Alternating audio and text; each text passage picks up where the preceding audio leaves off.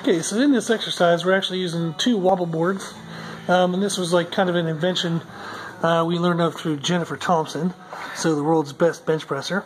So it's basically a board with a knob underneath, and that creates imbalance and creates like a wobble to it.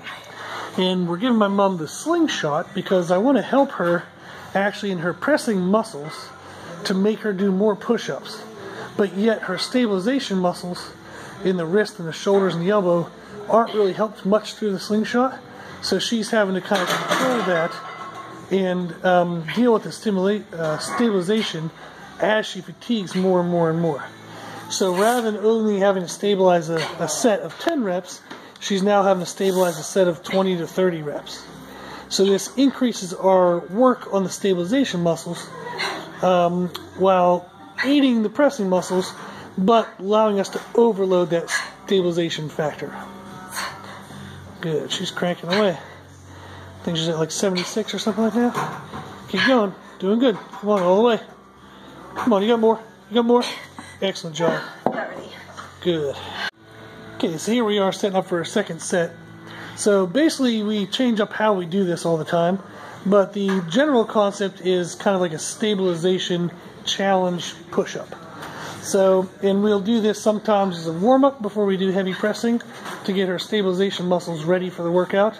Sometimes we'll do this at the end, like a kind of like a burnout like we're doing today. So we already did a full workout, so we're doing 2 sets to failure with a 2-minute rest in between.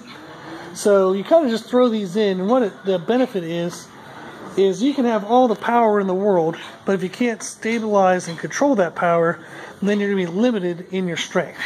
So if somebody's kind of limited in their bench press and their bench press hasn't been moving anywhere, and if you don't do any stabilization work, this is probably a good thing to do. Hey, good job. How many did you get? 23. Oh, you're so close. Good job.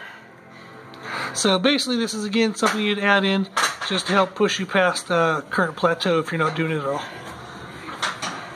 Here we are just doing the wobble board like the traditional method. So again, it's like a board that has that ball underneath, and you would take the same width that you would bench press with, and that just kind of helps you work on those stabilization muscles. So you can see my mom has practiced this enough that board's barely moving. When people first do this, they do get kind of wobbly, and it forces them to have to control that motion through their wrists, elbows, and shoulders. So it builds up that stabilization strength for your heavy presses. So if you do get kind of good at this, you can do it from 1 foot or 1 leg. You can take a wider stance to make it easier if you need to when you first start. So again, this is the board. So you can get this stuff from Home Depot. That's how we did it. So we just got a board made, bought the knob. The Home Depot even cut the board the way we wanted it. So the board itself is about 2 inches wider on each end. Then the grip, the knurling markings for a barbell. So you just make sure you get it a little bit wider so that we can get the right width you need for the presses. Cool, thank you.